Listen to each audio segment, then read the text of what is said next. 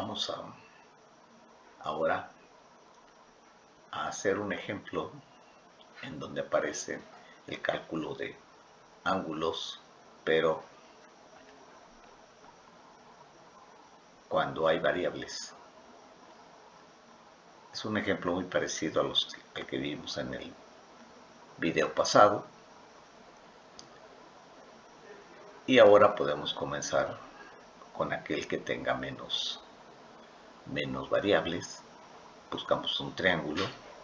Podemos ver que el triángulo ABC aparece en una sola variable que es X. Y podemos utilizar uno de los teoremas. Así que comenzamos con el cálculo de X. En este triángulo ABC, los ángulos BAC, ACB y ABC son los ángulos interiores. El ángulo BAC es el ángulo X, el ángulo ACB es el ángulo señalado como 3X más 10 y el ángulo ABC es el ángulo de 90 grados. Así, en el teorema de la suma de los ángulos interiores de cualquier triángulo igual a 180, colocamos estos tres ángulos con sus valores, X más 3X más 10 más 90. Esto debe ser igual a 180. Hacemos el cálculo algebraico sumando las variables, los términos semejantes, X más 3X, 4X, y los ángulos 10 más 90, 100. 4X más 100 grados es igual a 180. Por lo tanto, es evidente que 4X debe ser 80 y por lo tanto cada X va a ser igual a 20 grados. Por lo tanto, ya podemos calcular todos los ángulos en donde esté la variable X. Y uno de ellos sería, por ejemplo, el 5X más 10, que es el ángulo FAD. Recordemos que en esta notación el vértice de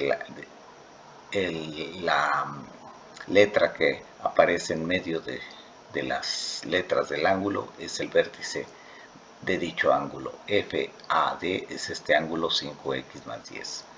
Bien, como X vale 20, entonces colocamos el valor de X como 20 por 5 son 100, más 10 son 110. Así que el ángulo que buscamos, 5X más 10, es 110. Ya tenemos este. Ahora calculemos el 2X más 10, que es el ángulo EAD. Y procediendo de la misma manera, sería 20 por 2 más 10, 40 más 10. Nuestro ángulo EAD 50 grados, por lo tanto 2X más 10 es igual a 50. Y conociendo estos ángulos ya podemos conocer el ángulo M en el triángulo AED y vemos que ahí los ángulos EAD y el ángulo M son ángulos complementarios.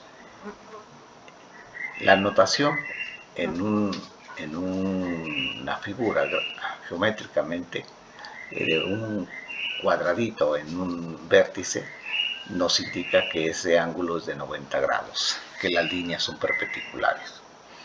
Así que no es necesario señalar los 90 grados con el cuadrito aquí.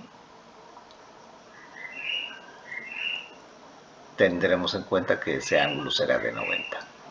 Bien, entonces los otros dos, por el teorema de los ángulos interiores, también deben sumar sus 90, por lo tanto son ángulos complementarios. Así, el ángulo EAD, que es el ángulo de 2X más 10, más el ángulo M debe ser 90 grados.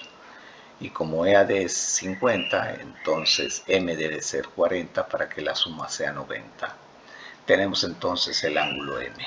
Teniendo el ángulo M, ya podemos calcular el ángulo EDC, o sea, M más 10. Como M vale 40, pues 40 más 10 son 50. Ese ángulo es de 50 grados. Y finalmente el ángulo, todavía no, finalmente no. Después el ángulo n, que debe ser un ángulo complementario con el ángulo m más 10, ya que en el vértice E hemos visto que hay un ángulo de 90 grados, entonces el ángulo m más 10 y el ángulo n son complementarios, deben sumar 90, pero uno de ellos es 50, por lo tanto el que nos falta, que es n, debe ser 40. Conociendo el ángulo n, podemos conocer el ángulo W de diferentes maneras. Una de ellas sería como ángulo exterior el ángulo W, o bien como suplementario del ángulo n. Lo hacemos con el ángulo suplementario. Como n vale 40, entonces W debe ser 140 para que la suma sea 180. Y ahora sí, finalmente el ángulo Z, conociendo el valor de m, que vale 40, m más 10, que vale 50, entonces ya llevamos una suma de 90. Por lo tanto, al ser Z los tres ángulos que aparecen aquí formar un ángulo de 180, entonces Z mide 90 grados. Así, de esta manera podemos proceder. Bueno, cada caso va a ser diferente, pero la idea y el procedimiento es similar.